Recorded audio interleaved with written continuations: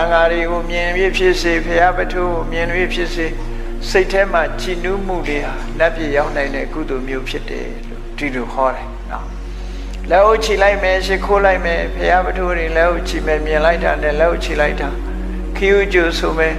ရှ िख ိုးဝါချမယ်ဆိုလို့ရှိရင်ဥစ္စာကုဏိနာသာဝတ္တနိကပฏิပဒါမြင့်မြတ်တဲ့အမျိုးကိုရောက်ရှိသွားနိုင်တယ်လှူခြင်းလိုက်တာတန်းညင်လိုက်တာဆိုလှူခြင်းတဲ့စိတ်ကိုမွေးမြူခြင်းဟာမစ္စရိယဆိုတဲ့ငါသာသုံးမယ်ဆိုတဲ့ဒီယုံညံ့တဲ့အတွေးတစ်ခုကိုဖယ်ရှားလိုက်တာဖြစ်သောကြောင့်မဟေတက္ခသာဝတ္တနိကပฏิပဒါဩဇာအာဏာကြီးမားတယ်ပေါ့ဘဝမှာဖြစ်လို့ရှိရင်ခေါင်းဆောင်ဖြစ်တယ်ပေါ့အလုသမားတွေဖြစ်ရင်လည်းအလုသမားခေါင်းဆောင်ပေါ့ဩဇာရှိတယ်သူ့အဆင့်နဲ့သူခေါင်းဆောင်ပဲနေရာမှာရတယ်လို့ဒီလိုဆိုတယ်နောက်တစ်ခုကမိမိရှိတဲ့အတိုင်းကိုယ်စွမ်းနိုင်သမျှကိုယ့်ရဲ့ပစ္စည်းဥစ္စာကိုလှူတယ်တန်းတယ်ဒါနကောင်းမှုပြုတယ်ဆိုရင်မဟာဘောဂသာဝတ္တနိကပฏิပဒါအေးတန်ဃာတော်ရှင်မြတ်တွေနဲ့တွေ့ဖြစ်စေ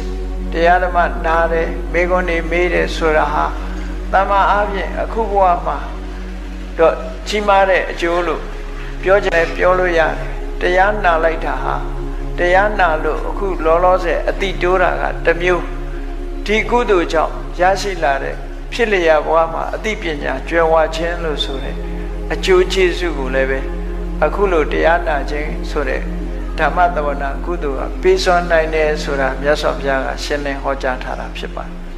ဒါကြောင့်မို့ကုသိုလ်စွမ်းအားတွေဟာတစ်ခုနဲ့တစ်ခုမတူဘူးလူတွေရဲ့အည်အသွေးတွေကွဲပြားခြားနားအောင်ကုသိုလ်စွမ်းအားတွေကဖန်တီးလှုပ်ဆောင်ပေးနေတယ်အကြောင်းနဲ့အကျိုးအကောင်းနဲ့ဆိုကွဲပြားခြားနားစွာသိခြင်းဟာအလွန်တန်ဖိုးရှိတဲ့အသည့်ဖြစ်သည့်အတွက်ကြောင့်ကောင်းကျိုးချမ်းသာကိုလိုလားကြလို့ရှိရင်ကောင်းကျိုးချမ်းသာကိုရစေနိုင်တဲ့ကုသိုလ်တရားမျိုးကိုစီးပူးအထောက်ကြမှာဖြစ်တယ်ဆိုတဲ့ဒီအသည့်ဟာတာမန်အသည့်မဟုတ်ဘဲနဲ့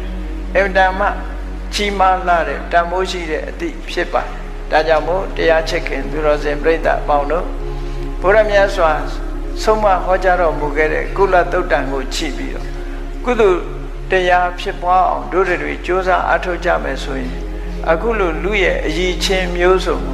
တို့တွေဟာဆိုင်ရာကုသိုလ်တွေကြောင့်ရရှိလာမှာဧကံဖြစ်တယ်လို့ယုံကြည်ပြီးကုသိုလ်တရားဖြစ်ပွားအောင်ကြိုးစားအားထုတ်နိုင်ကြပါစေကုန်သတည်း